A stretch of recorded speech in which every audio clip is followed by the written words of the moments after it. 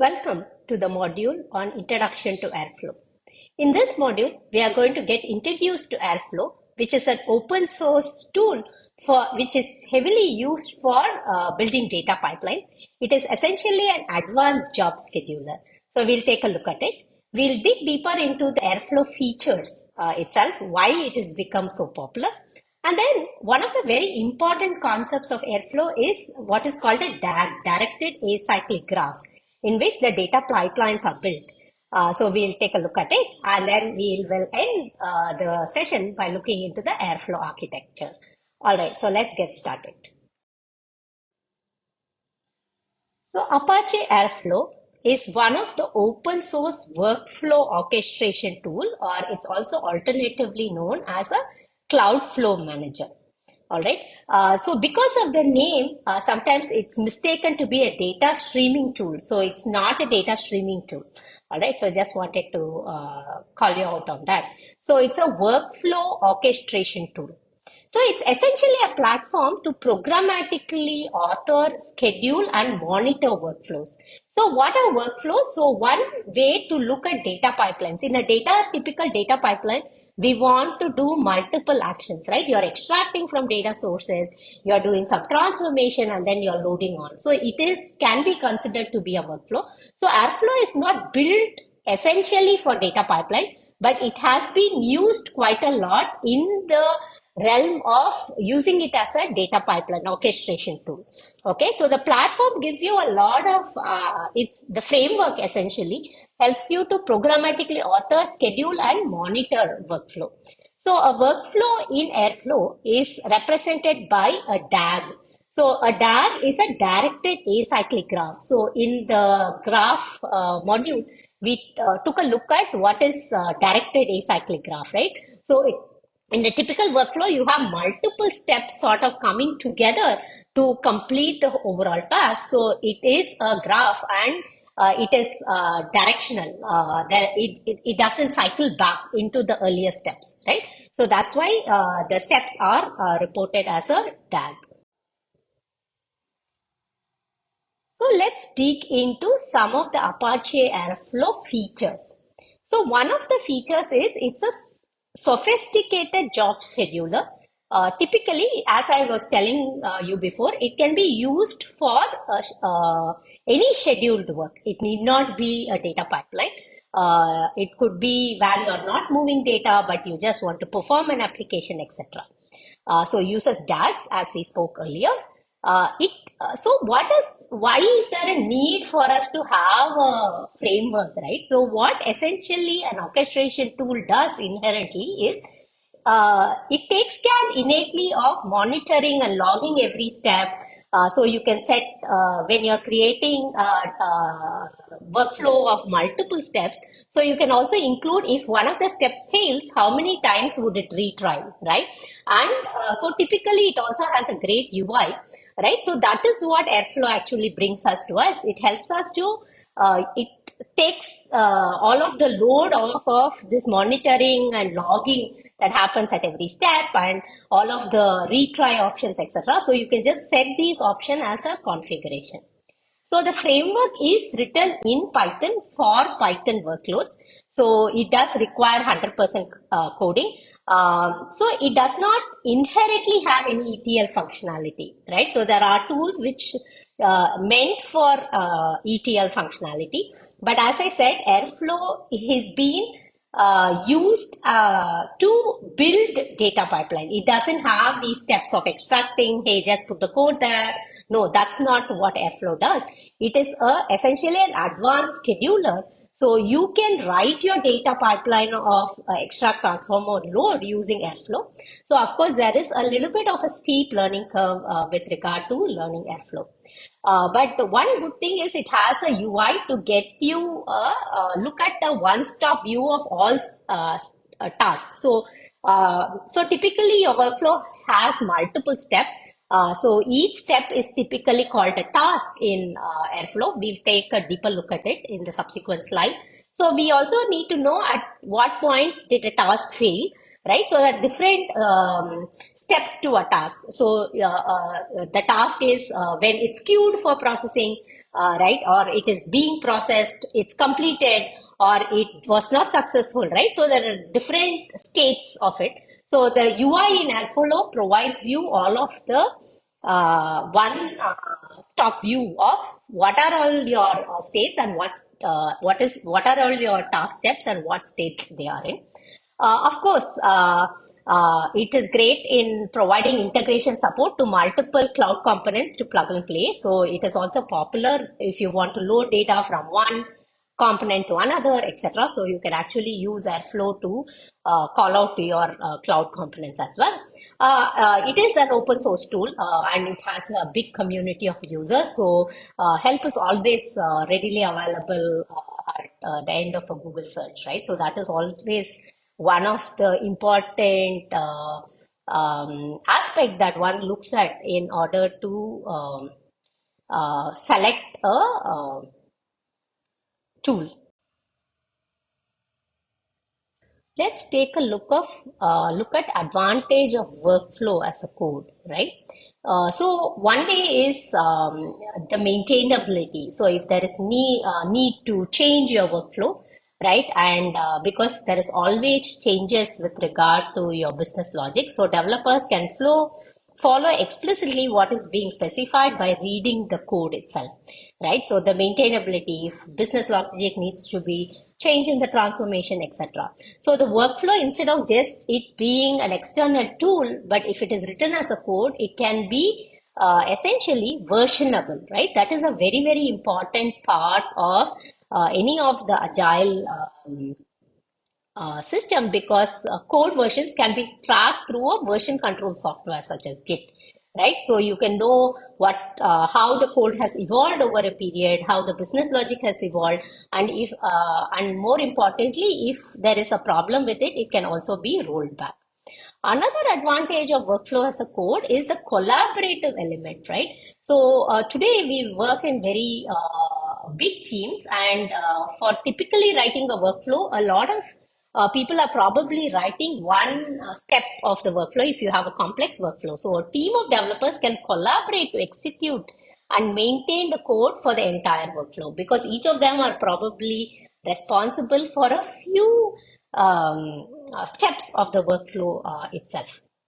And then, of course, the advantage of it is the testable aspect of it. So any version can be tested using unit testing and then followed by integration testing, etc. Right? So this becomes all the more relevant in the context of your continuous integration and continuous deployment in a agile methodology way. One of the very important elements of Airflow, of how the workflow is written, is using DAGs. So let's take a deeper look at what are DAGs. So DAGs are expanded as directed acyclic graph. So essentially they are a graph where nodes are connected with direction, right? So it's directed, and acyclic because a specific state doesn't come back again. They don't loop back typically, right? So if you remember your graph, this thing, so this is acyclic where it sort of doesn't go back. Whereas if you have a graph that which sort of loops back and goes back to a certain state, then it's not acyclic. This is a cyclic graph. You can go back to a particular state. So DAGs in in Airflow represent workflows. That is, it represents the order in which the tasks are run. So the nodes represent the task and the edges represent the dependency between the tasks. So the DAG is coded in Python essentially for Airflow. So we'll take a look at a DAG file in just the next slide. In Airflow, the workflow is written as a DAG definition script. So a typical DAG definition script, I wanted to show the different components of it. So it starts with a bunch of Python library imports, right? So that's how your typical Jupyter notebook as well starts.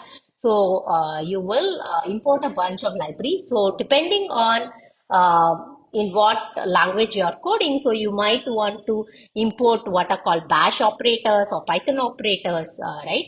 So those, and then of course, if you want to use your pandas for transformation of your data, etc., you can load all of those.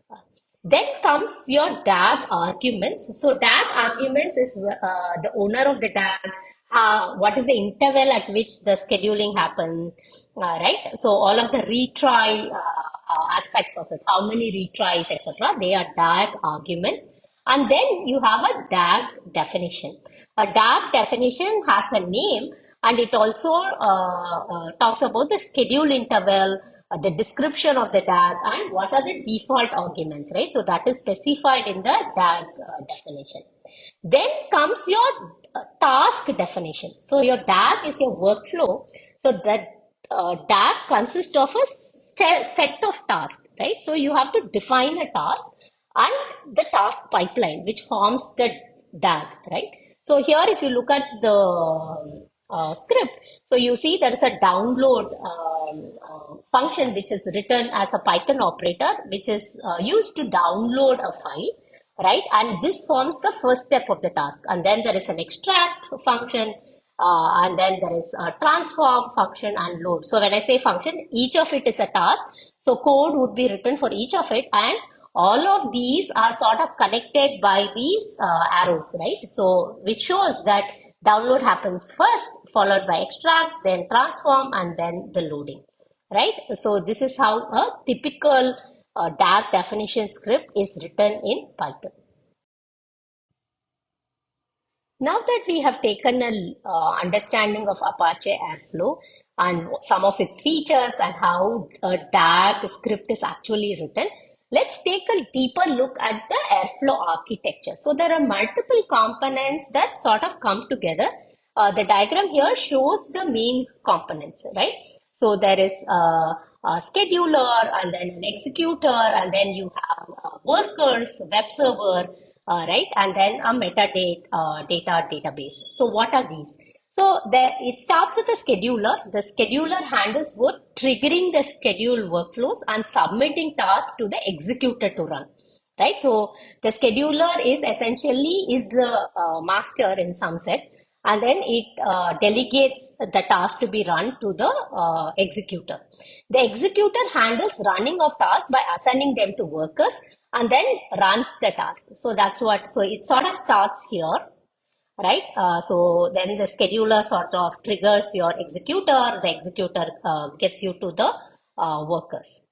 Then you have a web server, because essentially what is, we also saw one of the greatest advantage of Airflow is its UI element. So there is a need for a web server that presents an interactive user interface to inspect, trigger, and debug the behavior of the DAGs and the tasks, right? So there is a need for the internal framework. In order to sort of push it into a UI, you need a web server which takes care of all of those functioning, right? So you have a web server to which the user interface is connected to. Then you have a DAG directory. So all of your DAG files, which are your .py files, are put into the DAG directory. So these are read by the scheduler and executor, and any workers the executor has, of course, right? So all of them have access to the directory. That's what it means. And then you see a metadata database on top, right? So that is used by all the components to store the state, right? So it needs to, so all these components has to know what is the task that is executed, what's the next task that's going to be executed, what's the state of the task, etc. So this is how the different components are connected in the Apache Airflow framework. So in the last slide, we took a look at the architecture. So now let's take a look at what is Airflow task, right? So a task is the basic unit of execution in Airflow. So there are three kinds of tasks that happens in Airflow. So there is operators task, there is sensors, and then a task flow decorated task. Okay. So what is an operator? That's the example we saw in the DAG definition script. So these are predefined task templates that you can string together to build build most parts of your DAG. Then you have sensor, which is a subclass of operators, which are entirely about waiting for an external event to happen, right? So you're waiting, so you're listening in on a channel, etc. So these are sensors, so that it can trigger a particular set of tasks. Then you have a task flow decorated task, which is a custom Python function packaged as a task. This is a good GUI to look at the life cycle of a task state, right? So we saw the workflow. A workflow consists of multiple tasks, which is a basic unit of execution in Airflow. So you have each of the tasks can be scheduled, right? Executed, and then you have it goes to your worker, etc. So you can sort of see that the state of the task, there are multiple states of the task, right? So there is scheduled, then queued, right? It's running, and then it's success. So after running, success is not the only state, right? It could have been marked fail, or there is an error, right? So each of it, this is sort of shows you the life cycle, right? So at the time of scheduling, if you have a complex logic, sometimes it schedule your task, or probably it could be removed, or it something upstream failed, right? So this task was not particularly triggered. So this shows that it is the importance of Airflow itself, right? Because the orchestration of it to log, especially when you are running complex workflows, it should be very relevant for organizations to be able to quickly come back and understand, hey, which task failed, at from which point do they have to run it again, things like that, right? So Airflow gives you that flexibility. So it's a great orchestration tool. So although it's not built as a data pipeline tool, it is very popular in the industry as a data pipeline tool. So you can consider using Airflow for your projects as well. So let's summarize what we have learned in this module. So we got introduced to Apache Airflow, which is an open source workflow orchestration tool. Then we dug into the Airflow features and why it's become very popular with the open source community and for building data pipelines. And then we looked at the directed acyclic graphs in Airflow, how they work, and also some examples of a DAG definition script. And then we ended by looking at the Airflow architectures and the life cycle of the task. So I'll see you in the next video. Thank you.